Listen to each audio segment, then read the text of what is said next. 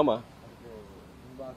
முன்பாக நாங்க பொதுக்குழுல தான் இயக்க நிர்வாகிகள் அவங்களுடைய பல்வேறு பிரச்சனைகள் விவாதிக்கப்படும். அதை யாருக்கே சொன்னீங்க, பொதுக்குழுங்கிறது தேர்தல் கூட்டணி, இந்த கூட்டணி மாத்திரம் கிடையாது. பொதுவாக ஒரு தேர்தல் முடிஞ்சிருக்கு, சட்டமன்ற தேர்தல் முடிஞ்சிருக்கு, ஒரு தமிழ்நாட்டில் ஒரு மாற்றம் வந்திருக்கு. பொதுவாக என்னன்னா இந்த புதாரம் பார்த்தீங்கன்னா மேகதாது பிரச்சனையை பற்றி விவாதிக்கப்படும். அது மும்மொழி கொள்கை. இன்னொன்று பார்த்தீங்கன்னா முக்கியமான பிரச்சனை இப்போ நம்மளுக்கு அந்த குறுவை சாகுபடி, அது விஷயமா ஒரு பெரிய ஒரு பிரச்சனையா இருக்கு. இது போன்ற பல விஷயங்கள் பொறுத்தவரை விவாதிக்கப்பட்டு நம்மளுடைய கட்சி மதிமுக பொறுத்தவரைக்கும் என்ன நிலைப்பாடு எடுக்கணுங்கிறதெல்லாம் எடுக்கும். அதோட சேர்ந்து இப்போ என்னன்னா நம்ம ஒரு கூட்டணியில் இருக்கிறோம். அந்த சென்ற சட்டமன்ற தேர்தலில் நமக்கு எவ்வளவு சீட்டு கொடுத்தாங்க, அதுல எத்தனை பேர் வெற்றி பெற்றாங்க, மக்களுடைய தீர்ப்பு எதன் அடிப்படையில் மக்கள் இந்த மாதிரி தீர்ப்பளிச்சிருக்கிறாங்க, அப்ப நம்ம கட்சி என்ன நிலைப்பாடு என்ன எடுக்கணும், இது போன்ற பல விஷயங்கள் விவாதிக்கப்படும் பொழுது கூட்டணி சம்பந்தமாக நிர்வாகிகள் அவங்களுடைய கருத்துக்களை தெரிவிக்கும் போது நம்முடைய தலைமை மதிமுக தலைமை அது முடிவெடுக்கும். ஆனா அதுக்கு முன்னாடி பொறுத்த வரைக்கும் நான் ஒரு இயக்கத்தில் ஒரு நிர்வாகியை நான் நம்ம சொல்றதுக்கு ஒண்ணும் கிடையாது.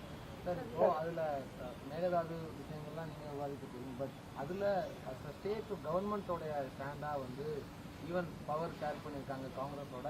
நவீன் சக்கரவர்த்தி என்ன சொல்றாருன்னா, நாங்க அவங்க என்ன முடிவு எடுத்தாலும் கர்நாடகா, நாங்க தமிழ்நாடோட தான் இருக்கோம். இது எப்படி புரிஞ்சுக்கிறது?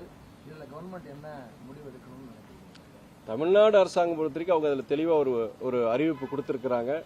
அது முதலமைச்சர் சகோதரர் விஜயா இருக்கட்டும், துறை சார்ந்த அமைச்சரா இருக்கட்டும், அவங்க என்ன சொல்லியிருக்காங்கன்னா, காவிரி குறுக்க அந்த மேகதாது அணை கட்டப்படக்கூடாது, அது உச்சநீதிமன்றத்துடைய தீர்ப்புக்கு எதிரானது, காவேரி நீர் மேலாண்மை அவங்களுடைய அந்த இதுக்கும் எதிரானதுன்னு சொல்லிட்டு கண்டிப்பாக கடந்த காலங்கள் இது மாதிரி இது பண்ணக்கூடாது. ஆனா கர்நாடக அரசாங்கம் நாங்க கண்டிப்பா நாங்க கட்டுவோம்னு சொல்லியிருக்கிறாங்க. அதுக்குண்டான அந்த டிபிஆர் விரிவான திட்ட அறிக்கைக்கு உண்டான அதுவும் நாங்க அது உச்சநீதிமன்றமே அது உத்தரவு கொடுத்துருச்சுன்னு சொன்னாங்க. உச்சநீதிமன்றம் அந்த விரிவான திட்ட அறிக்கைக்கு தான் ஒப்புதல் கொடுத்திருக்காங்களே தவிர நீங்க போய் அங்க மேகதாதுல அந்த அணை கட்டணங்கிறது அது ஒப்புதல் கொடுக்கல. ஆனா தவறான ஒரு சித்தரிப்புல அவங்க கண்டிப்பா ஆமா கண்டிப்பா. அதுக்கு என்னன்னா தமிழ்நாடு அரசு பொறுத்த வரைக்கும் நம்முடைய ஒன்றிய அரசுக்கு என்ன சொல்லியிருக்காங்கன்னா, எக்காரணத்துக்கு கொண்டும் அந்த டிபிஆர் தயார் செய்யறதுல டிபிஆர் தயாரித்து ஒரு ரிப்போர்ட் கொடுத்திருக்காங்க. அதுக்கு எந்தவித ஒப்புதலும் கொடுக்க கூடாதுன்னு சொல்லி தமிழ்நாடு அரசு ஒரு ரெப்ரசன்டேஷன் கொடுத்திருக்காங்க. யாருக்கு? ஒன்றிய அரசு கொடுத்திருக்காங்க. தமிழ்நாடு அரசு நீங்க கேட்டீங்க இல்லையா, நீங்க காங்கிரஸ் பத்தி ஒரு நிலைப்பாடு கேட்டீங்க. தமிழ்நாடு அரசு பொறுத்த வரைக்கும் நீங்க ஒரு கூட்டணி ஆட்சி. நீங்க சொல்ற மாதிரி நம்ம விடுதலை சிறுத்தைகள் இருக்கிறாங்க, நம்முடைய காங்கிரஸ் இருக்கிறாங்க, கம்யூனிஸ்ட் பொதுவுடைமை இயக்கங்கள் வெளியில இருந்து ஆதரவு கொடுக்கறாங்க. ஆனா என்னதான் பல இயக்கங்கள் இருந்தாலுமே தமிழ்நாடு அரசு என்ன முடிவு எடுத்திருக்கு, அவங்க மேகதாது அணை கட்டப்படக்கூடாதுங்கிற அதுல தெளிவா இருக்கிறாங்க. அதுக்குள்ள அறிக்கையை கொடுத்திருக்காங்க. ஒன்றிய அரசுக்கு அதுக்குள்ள ரெப்ரசன்டேஷன் கொடுத்திருக்காங்க. திமுக கூட்டணி இல்ல அப்படின்னு வெளியில இருந்து ஆதரவு கொடுத்த சிபிஐ கூட்டணி மறுபடியும் நாங்க திமுக கூட்டணி இல்லைன்ற ஸ்டாண்ட எப்போ அவங்களுடைய நேஷனல் செக்ரட்டரியை மீட் பண்றாரோ சிஎம், அப்போ அன்னைக்கு இங்க ஸ்டேட் செக்ரட்டரியும் அனௌன்ஸ் பண்ணிட்டாரு சிபிஐ அலையன்ஸ்ல கிடையாதுன்றத. அப்படி என்ன திமுக கூட்டணி இருக்கா? நீங்க பொது உடைமை இயக்கங்களுடைய அவங்க சொல்ற மாதிரி சிபிஐ பொறுத்த வரைக்கும் நாங்க இல்லைன்னு அவங்க சொல்லியிருக்கிறாங்க. காங்கிரஸ் யாரையும் அறிவிச்சிட்டாங்க அவங்க. ஆனா கிட்டத்தட்ட அந்த கூட்டணியில் திமுக தலைமையிலான கூட்டணி கிட்டத்தட்ட 20க்கும் மேற்பட்ட இயக்கங்கள் இருந்தாங்க. ஆனா முக்கியமான இயக்கங்கள் கிட்டத்தட்ட முக்கியமான இயக்கங்கள் பல இயக்கங்கள் பொறுத்த வரைக்கும் கூட்டணி விட்டு வெளியே போயிட்டாங்க. ஆனா கூட்டணியை பொறுத்த வரைக்கும் அது மொத்தம் அந்த கூட்டணி இல்லையங்கிறது அந்த கூட்டணி தலைமை தான் சொல்லணும். நாங்க எங்களை பொறுத்த வரைக்கும் பார்ட்டியோடைய தலைமை, கட்சியோட தலைமை, நாங்க இந்த கூட்டணி நாங்க இருக்கிறோம் இல்ல வெளியே போறோங்கிறது அறிவிப்பு யாருக்கிட்ட இருந்து வரணும்? நான் சொல்ல முடியாது இல்லையா. நான் எப்படி சொல்ல முடியும்? நிர்வாகி எப்படி சொல்ல முடியும்? எங்களுடைய இயக்க தலைவர், பொதுச் செயலாளர் தலைவர் வைகோ அவர் தான் அந்த அறிவிப்பு கொடுக்க முடியும். அதுவுமே அவர் தன்னிச்சை அதை சொல்ல முடியாது. பொதுக்குழுல அத்தனை நிர்வாகிகளுடைய கருத்துக்களை கேட்டு, இப்ப பக்கத்துல முன்னாள் சட்டமன்ற உறுப்பினர் அண்ணன் பூமிநாதன் இருக்கிறாங்க, இங்க மாவட்டத்தில் இருக்கிறாங்க, அத்தனை பேரை பேசி கருத்துக்கள் சொல்லி அதன் அடிப்படையில் தலைவர் சொல்லலாமே தவிர சிபிஐ சொல்லியிருக்காங்கன்னா அந்த கருத்து நீங்க சிபிஐ கிட்ட கேட்கணும். நீங்க மொத்தத்துல கூட்டணியே இல்லையாங்கிறது அது யார்கிட்ட கேட்கணும்? திமுக கிட்ட, கூட்டணி தலைமை அவங்க கிட்ட தான் கேட்கணும். இந்திய அரசுக்கு 6 மாசம் அவகாசம் நீங்க வெளியே போறது உள்ள போறதுங்கிற ஸ்டாண்ட் அதுக்குள்ள போலாம். திமுக கூட்டணி ஒண்ணு இல்லன்னு அவர் சொல்லும் போது அது சரியா தப்பான்னு கேட்கிறேன். யார் சொல்றது? அது நீங்க அண்ணன் கிட்ட தான் கேட்கணும். வீரபாண்டி அண்ணனை பொறுத்த வரைக்கும் நான் மதிக்கின்ற ஒரு பொது உடைமை இயக்க தலைவர், ரொம்ப ஒரு கண்ணியமானவர். அந்த கருத்து அவர்கிட்ட தான் நீங்க கேட்கணும். அவங்க இயக்கம் வெளியே போயிருக்கு, அது சொல்லியிருக்காரு. கூட்டணி இல்லைங்கிறது 2 பேர் சொல்லியிருக்காங்க. நீங்க சிபிஎம் உடைய தலைவர் அண்ணன் சண்முகன் அவரும் அதான் சொல்லியிருக்கிறாரு, இவரும் சொல்லியிருக்கிறாரு. ஆனா எப்படி நீங்க வேணா வெளியே போகலாம், கூட்டணியே இல்லைங்கிறது எப்படி நீங்க சொல்லலாங்கிற உங்களுடைய கேள்வி. இதுக்கு உண்டான பதில் அந்த 2 அண்ணங்கிட்ட தான் கேட்கணும், நீங்க என்கிட்ட கேட்க கூடாது. சார், புதிய அரசுக்கு 6 மாசம் அவகாசம் கொடுப்போம்ன்ற மாதிரி டென்ஷன் நோ டென்ஷன். புதிய அரசுக்கு 6 மாசம் அவகாசம் கொடுப்போம்னு சொல்லி முன்னாள் முதல்வர் ஸ்டாலின் சொல்லியிருந்தாங்க. ஆனா இப்ப மின்வெட்டு இந்த விவகாரத்துல எல்லாம் திமுக தான் பின்னர் இருந்து இந்த போராட்டங்களை தூண்டுறாங்க அப்படின்ற மாதிரி சொல்லி ஆளும் அமைச்சர்கள் சொல்றாங்க. அதை நீங்க எப்படி சார் பாக்குறீங்க? இது 2 விஷயமா பாக்குறேன். என்னன்னா ஒன்னு இந்த மின்சார தட்டுப்பாடு அங்கங்க இபி இந்த பவர் கட்ல நடந்துட்டு இருக்கு, நம்ம மறுக்கிறது கிடையாது. நான் அதனால ஏற்கனவே பிரஸ் மீட்ல என்ன சொல்லியிருந்தேன்னா, என்னென்ன காரணங்கள், இல்ல மின்சார உற்பத்தியில ஏதாவது பிரச்சனை இருக்கா, இல்ல அந்த மெயின்டெனன்ஸ் பராமரிப்புல ஏதாவது பிரச்சனை இருக்கா, அதை நீங்க கண்டிப்பா அரசாங்கம் அந்த துறை சார்ந்த அமைச்சர் அதை ஆய்வு பண்ணணும். அவர் அடுத்து இன்னொரு விஷயம் நம்ம பார்க்கணும். சில இடங்கள்ல குறிப்பா ஆவடியிலயும், சென்னை ஆவடியிலயும் பெரம்பூர்லயும் அங்க ஃபியூஸை திருடி இருக்காங்க, கேபிள் ஒரு இடத்துல கட் பண்ணி இருக்காங்க. இது போன்ற விஷயம் நடக்கும் போதோ, இதுல ஏதாவது அங்கங்க ஏற்கனவே இருக்கிற பிரச்சனைய இனியும் பூதாகரமாக்குறதுக்கு சில சக்திகள் ஏதாவது முயற்சிக்கிறாங்கிறது அதையும் நம்ம கண்டிப்பா பார்க்கணும், மறுக்க முடியாது அது. ஆனா ஒட்டுமொத்தத்துல மின்சாரம் ஒரு தடையில்லா மின்சாரம்ங்கிறது முக்கியமான விஷயம். அது விவசாயிகளா இருக்கட்டும், மக்களா இருக்கட்டும், கண்டிப்பா அரசாங்கம் இதுல காலதாமதம் செய்யாம அந்த உரிய நடவடிக்கைகளை எடுக்கணும். ஆனா ஒன்னே ஒன்னு சொல்லிடுறேங்க, மின்சாரத்துறையா இருக்கட்டும், போக்குவரத்து துறையா இருக்கட்டும், அதாவது ரொம்பவும் ஒரு பல பிரச்சனை இருக்கிற இரு துறைகள் தமிழ்நாடு சொன்னா 2 சொல்லுவோம். யாரு எது சொல்றாங்க? மின்சாரத்துறையும் போக்குவரத்து துறையும். இது கிட்டத்தட்ட 20 வருஷமா இருக்கிற பிரச்சனைகள். நீங்க ஒரு 4 வருஷத்துலயோ 5 வருஷத்துல இதே தான் முந்தைய திமுக அரசு இருக்கும் போதும் பத்திரிகையாளர் சந்திப்புல நான் சொல்லியிருந்தேன். நான் இது பல வருஷமா இருக்கிற பிரச்சனைகள், நிதி பற்றாக்குறை, ஆள் பற்றாக்குறை, இதெல்லாம் பல பிரச்சனைகள். இது ஒரு 2 வருஷத்துலயோ 3 வருஷத்துல நம்ம சரி செய்ய முடியாது. அதனால வர பல பிரச்சனைகள் சொல்லியிருந்தேன். இப்பயுமே நான் என்ன சொல்றேன்னா, இப்ப தாவேக அரசு வந்திருக்குன்னா 1 மாசம் ஆயிருக்கு. நீங்க இது இந்த பிரச்சனை நம்ம சொல்றோம், உற்பத்தியில பிரச்சனையா இல்ல பராமரிப்புல பிரச்சனையா, அதையும் பார்க்கணும். அதே வேளையில ஒரு சீர்திருத்தம் தேவை. என்ன நம்முடைய மின்சாரத்துறை அமைச்சர் என்ன சொல்லியிருந்தாங்கன்னா, கடந்த 20 வருடங்களாக அந்த டிரான்ஸ்பார்மர்ஸ் பொறுத்த வரைக்கும் மாத்தாம இருந்திருக்காங்க. உங்க போன ஆட்சியில் கிட்டத்தட்ட பல நூற்றுக்கணக்கான டிரான்ஸ்பார்மர்ஸ் ஆர்டர் பண்ணிருக்காங்க. பட் செயல்பாட்டுக்கு நீ அது வரல. கிட்டத்தட்ட 20 வருஷமா டிரான்ஸ்பார்மர்ஸ் இருக்கட்டும், இல்ல நீங்க அந்த இன்ஃப்ராஸ்ட்ரக்சர் இருக்குல்ல, அதெல்லாம் மாத்தாம புதுப்பிக்காம எப்படி பிரச்சனை மாறும் உங்களுக்கு? இது கிட்டத்தட்ட ஒரு அரசுன்னு சொல்ல முடியாது. இதுக்கு முந்தைய பல அரசுகள் செஞ்ச தவறுகள், காலதாமதம், இதனால வர பிரச்சனையை நான் பாக்குறேன். கடந்த ஆட்சியில மின்வெட்டுக்கு காரணம் அணில்கள்ன்ற மாதிரி சொல்லியிருந்தாரு அந்த அப்போதைய அமைச்சர். இப்போ இந்த ஃபியூஸ் கட்டைகள் புடுங்குறாங்கன்னு சொல்லி அதுக்கான வீடியோ வெளியிடுறாங்க. இதெல்லாம் சோசியல் மீடியால பேசு பொருளாகுது. அதை எப்படி சார்? தயவுசெய்து சோசியல் மீடியா பொறுத்த வரைக்கும் நம்ம அதை நம்ம சீரியஸா எடுக்க வேண்டாம். ஏன்னா அதுக்கு உங்களை நிறைய பத்திரிகை நண்பர்கள் ஊடகவியலாளர்கிட்ட ஒரே ரிக்வெஸ்ட் என்ன பண்றாங்கன்னா, ஜனங்க பொறுத்த வரைக்கும் நீ சோசியல் மீடியா வச்சுட்டு ஃபேக் நேரேட்டிவ்ஸ் வச்சுட்டு நிறைய போயிட்டு இருக்கு. உங்களை மாதிரி அங்க எடிட்டோரியல் கிடையாது, எதுவும் கிடையாது. எந்த தகவலும் கொடுக்கலாம், ஆதாரம் இல்லாதது பொய்யான தகவல் கொடுக்கலாம். சோசியல் மீடியா வச்சு நம்ம எதுவும் சொல்ல முடியாது. உங்களை போன்ற ஊடகவியலாளர் பத்திரிகைகளை வச்சுதான் உண்மையான செய்திகள் ஜனங்களுக்கு போக. நீங்க சோசியல் மீடியா வச்சு சொல்ல முடியாது, நான் சொல்ல முடியாது. தமிழகத்தில் தற்போது சட்டம் ஒழுங்கு எப்படி இருக்கு? குறிப்பா பல்வேறு இந்த பாலியல் குற்றவாளிகளை தாவேகாவை சேர்ந்தவங்கள கைதாகிறாங்க. அதை நீங்க எப்படி சார் பாக்குறீங்க? அதாவது அரசியல் அடையாளத்தை வச்சு குற்ற சம்பவங்கள்ல ஈடுபடுறது இன்னைக்கு இல்ல, நேத்து இல்ல, இது கிட்டத்தட்ட 30 வருஷமா நடந்துட்டு இருக்கு. 25-30 வருஷமா நடந்துட்டு இருக்கு.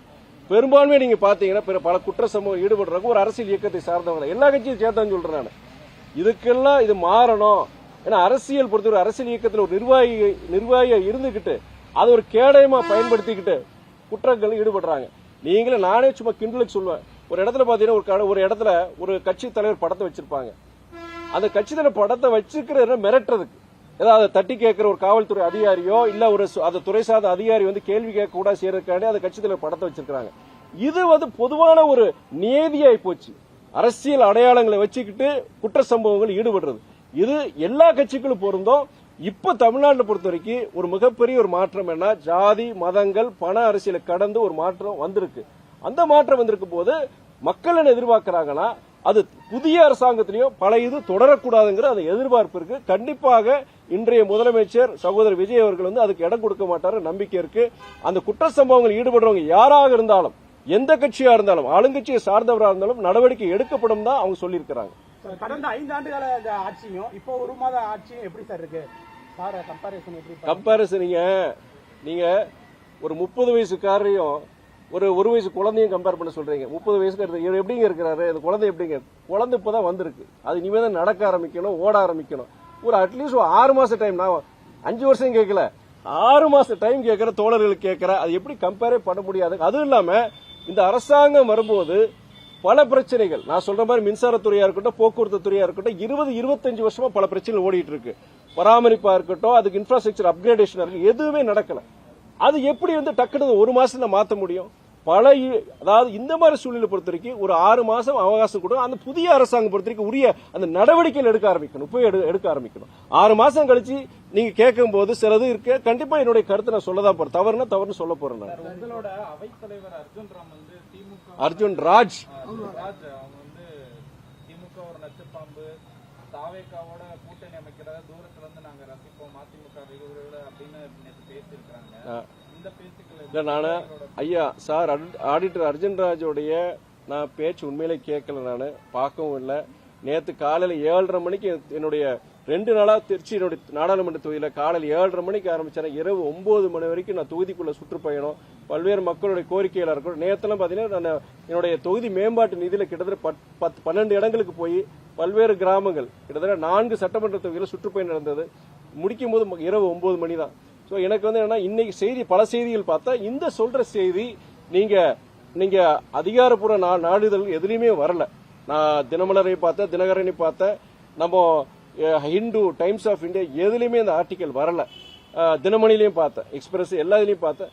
நீங்க அதை நான் முழுசா அதை பார்த்துட்டு எங்களுடைய அவைத்தலைவர்கிட்ட கேட்டு எந்த நோக்கத்தில் அவர் சொல்லியிருக்கிற கேட்டுட்டு நான் சொல்ல முடியும். திகாவும் திமுக எப்போதும் இணைஞ்சிருக்கும், சிலர் வருவாங்க போடுவாங்க, அதை பத்தி நம்ம கவலைப்பட தேவை. முன்னாள் அமைச்சர் கே நேரு சொல்லியிருக்காரு, அது திமுகவும் திகாவும் இணைந்தே இருக்கும், எப்போதும் இணைந்திருக்கும், சேர்ந்து இருப்பாங்க, மிச்சவங்களும் வருவாங்க போவாங்க, அவங்கள பத்தி எல்லாம் நீங்க கவலைப்படாதீங்க அப்படிங்கிற மாதிரி சொல்றாங்க. சரி, வரக்கூடிய தேர்தலில் நம்ம திமுக கூடுதல் இடங்கள் நிக்கணும், திமுக தனித்து நின்றா நல்லா இருக்கும் அப்படிங்கிற மாதிரி இந்த கருத்து கேட்பு கூட்டங்கள் எல்லாம் சொன்னாங்க. மாதிரி அவரு திராவிட முன்னேற்ற கழகத்தின் முதன்மை செயலராக அண்ணன் நேரு சொல்லியிருக்கிறாரு, கருத்து சுதந்திரம் ஒரு ஜனநாயகத்துல அவருடைய கருத்து சொல்லியிருக்காரு. அந்த கட்சியை வலுப்படுத்துறோம், திமுக வலுப்படுத்துறோம், ஒரு நம்பிக்கை ஊட்டுறதுக்கு அண்ணன் சொல்லியிருக்கிறார். அது தவறு எதுவும் கிடையாது. அது அப்போ அதேதான் மற்றவங்களுக்கும் அதேதான் கூட்டணி விட்டு வெளியே வந்திருக்கிற சில இயக்கங்கள் வந்திருக்கிறாங்க. எங்களை பொறுத்த வரைக்கும் நாங்கள் ஒரு நிலைப்பாடு எடுக்க போறோம். இது ஒவ்வொரு கட்சிக்கும் அந்த நிர்வாகிக்கு உண்டான கருத்து பொறுத்த வரைக்கும் அது அவங்க சொல்லலாம். தவறே நான் தவறுன்னு சொல்ல முடியாது இல்லையா?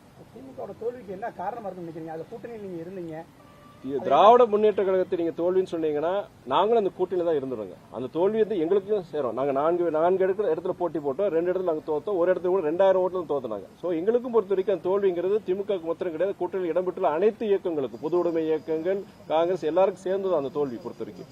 எங்களுக்கு பொறுத்த வரைக்கும் நான் அதான் சொல்றேன், அரசியலுக்கு அப்பாற்பட்டு பொலிட்டிக்கலா பேசுவோம். நம்ம உங்களை போன்ற ஊடகவியாளர், பத்திரிகையாளர்கள் இந்த எலெக்ஷன் ரிசல்ட் நீங்க எதிர்பார்த்தீங்களா? கிடையாது.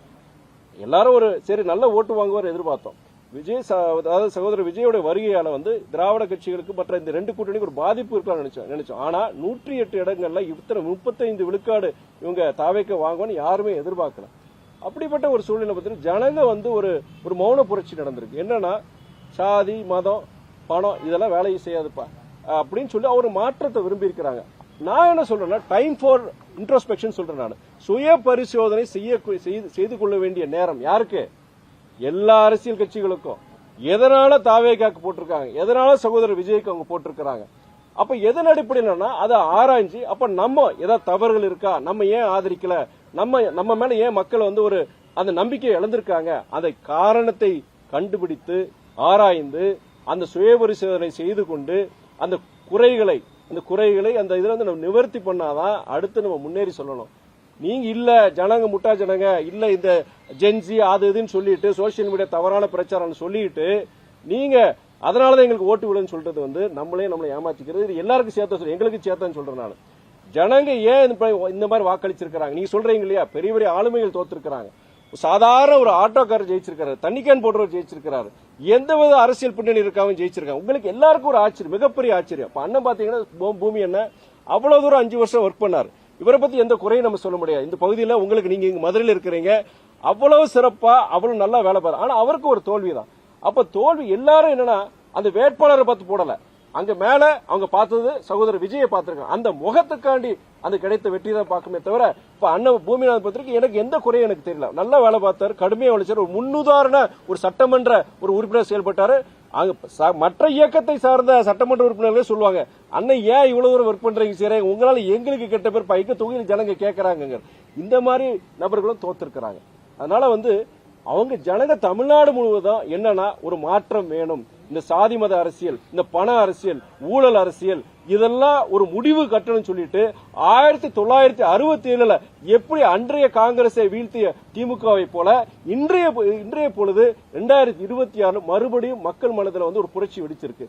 இதை அறிந்து சுயபரிசனை செய்து கொண்டு நாம் திருந்தாவிடில் எந்த கட்சி உருப்படாதுங்க. திமுக உள்ளிட்ட திராவிட கட்சிகள் ஜாதி மத அரசியலே முன்னிறுத்தி பண்ணிட்டாங்கன்ற மாதிரி நீங்க போட்டு வரும்போதே டென்ஷனா பேசுறீங்க, போய் டென்ஷன் எதை ஏத்தலாம் பாக்குறீங்க.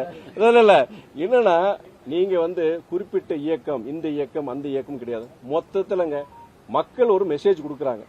இதனாலதான் நாங்க தாவேக்கா ஓட்டு போட்டோம், இதனாலதான் நாங்க சகோதரர் விஜய்க்கு ஆதரவு கொடுத்தோம் சொல்றாங்க. அப்போ அதை புரிஞ்சுக்கிட்டு நம்ம திருந்திக்கணும். இது இந்த கட்சி அந்த எங்களையும் சேர்த்தான்னு சொல்றானே, எங்களுடைய அழுக்கு என்னென்ன அழுக்கு இருக்கிறது அழுக்க தெரிஞ்சு அந்த அழுக்க நாங்க எடுக்கணும். இல்ல நாங்களும் உருப்பட மாட்டோம். நாங்க சார் 2 வயது குழந்தைக்கு மதிமுக 34-32 வயது ஆயிடுச்சு, சேர்ந்து பயணிக்க வாய்ப்பு இருக்கா? 2 வயது குழந்தை கூட யாரோடங்க?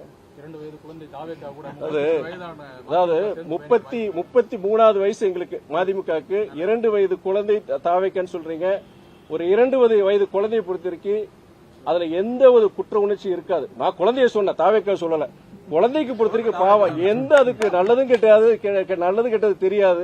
அந்த குழந்தையை பொறுத்த வரைக்கும் நல்வழிப்படுத்தி அதுக்கு ஒரு ஆரோக்கியமான ஒரு எதிர்காலத்துக்கு கொடுக்க வேண்டியது ஒரு 32 வயது உடையவருடைய பொறுப்பு. இனி பொதுவா சொல்றேங்க, மதிமுக சொல்ல, தாவேக்கா சொல்ல. நீங்க கேட்ட கேள்விக்கு நான் பதில் சொல்றேன்.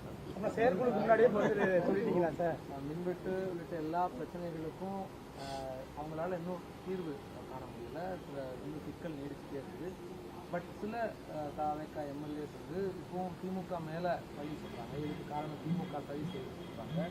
அப்போ பவருக்கு வந்ததுக்கு அப்புறம் பொறுப்பை தான் எடுத்துக்காம அப்பவும் பழி இன்னொருத்தவங்க மேல போடுறதுன்றது திருச்சியில அவர் சிஎம் நந்தினி கூட்டத்தில் பேசுறது சொல்றாங்க. தொடர்ச்சியா எல்லா விவகாரங்களையும் இல்ல நான் ஏற்கனவே பதில் சொன்ன மறுபடியும் ரிப்பீட் பண்றேன். அதாவது சில பிரச்சனைகள் பொறுத்த வரைக்கும் நீ குறிப்பா மின்சாரத்துறையா இருக்கட்டும், போக்குவரத்து துறையா இருக்கட்டும், குறிப்பா நிதி நிலைமையை பொறுத்த வரைக்கும் நிதி நிலைமை உங்களுக்கே தெரியும். 10 லட்சம் கோடி ஒரு கடன் இருக்கு தமிழ்நாட்டில். அது இல்லாம உங்களுக்கு இந்த பல பிரச்சனைகள் பொறுத்த வரைக்கும் நீண்ட நெடிய இதுல கிட்டத்தட்ட 20 வருஷமா இருக்க பிரச்சனை, 25 வருஷமா இருக்க பிரச்சனைகள், சீர்திருத்தங்கள் செய்யல. உதாரணம் சொல்றவருக்கு மின்சாரத்துறையில பொறுத்த வரைக்கும் டிரான்ஸ்பார்மர்ஸை பொறுத்த வரைக்கும் கிட்டத்தட்ட 20 வருஷமா மாத்தாம இருக்காங்க சில இடங்கள்ல. அந்த பவர் இன்ஃப்ராஸ்ட்ரக்சர் மின்சாரத்திற்கு அந்த கட்டுமானம் அதுமே பொறுத்த வரைக்கும் கட்டமைப்பு அதுமே பொறுத்த வரைக்கும் புதுப்பிக்காம பல இது கிட்டத்தட்ட 20-25 ஒரு வருஷம் நம்ம சொல்லிட முடியாது. முன்னாடி பழைய பிரச்சனை அதுக்கு திடீர்னு ஒரு மாசத்துல அதே வேளையில இது என்ன பிரச்சனைகள், அதே மின்சார உற்பத்தியில் என்ன பிரச்சனை இருக்கு, பகிர்வில் என்ன பிரச்சனை இருக்கு, என்ன தீர்வு இருக்கு, இது பொறுத்தவரை அந்த அரசாங்கம் புதிய அரசாங்கம் கூடிய விரைவிலே இதுக்குண்டான தீர்வை சொல்லணும். எப்ப அதை தீர்க்க போறாங்க இதெல்லாம் அந்த டிஸ்கஷன்ல உங்களை மாதிரி பிரஸ்ல கவர்மெண்ட் இன்னைக்கு அரசாங்கம் அதுக்குண்டான விளக்கம் கண்டிப்பா கொடுக்கணும்னு நம்புறேன் நான். அந்த நிதிநிலையை பொறுத்த வரைக்கும் அவங்க வெள்ளை அறிக்கை கொடுக்கறேன்னு சொல்லியிருக்காங்க. அதன் அடிப்படையில் தேர்தல் அறிக்கையில் என்னென்ன சொல்லியிருக்காங்க, என்னென்ன திட்டங்களை செய்ய முடியும், சிலது பொறுத்த வரைக்கும் கொஞ்சம் போக முடியாதுன்னு சொல்லியிருக்காங்க. அதுல அவங்க அரசாங்கம் கண்டிப்பா அது பதில் சொல்லணும். திமுக தனி சின்னத்துல நிக்க விடலையா, அவங்களை நிர்பந்தப்படுத்தினாங்களா? அவங்க திமுக சின்னத்துல ஒரே சின்னம் நிக்கணும்னு சொல்லி அந்த மாதிரி நிர்பந்தப்படுத்தினாங்க. ஏன்னா இந்த தனி சின்னத்துல இருந்தா எல்லாருமே வெளியே போயிட்டாங்க.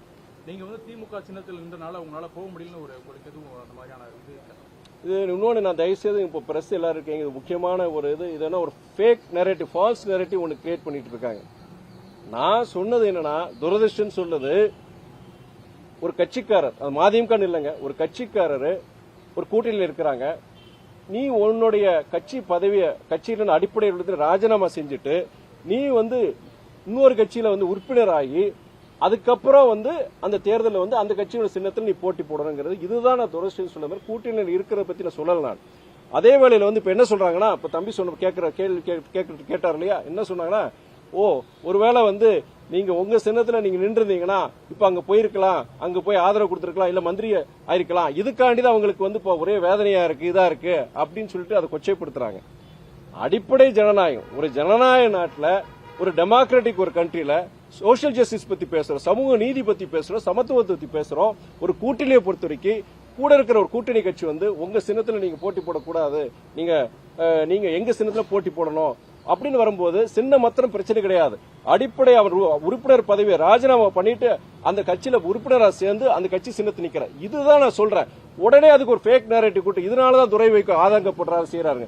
ஏங்க எனக்கு யோசிச்சு பாருங்க, நான் எனக்கு அந்த இதே மாதிரி பிரச்சனை வரும்போது நெருக்கடி கொடுக்கும் பொழுது நான் சொன்னேன், என்ன சொன்னேன், நான் செத்தால என் சின்னத்துல சொன்னேன். 4000 பேர் அந்த முன்னாடி எனக்கு திமுக காரங்க முன்னாடியோ 4 அமைச்சர் உட்கார வச்சு நான் சொன்னேன்.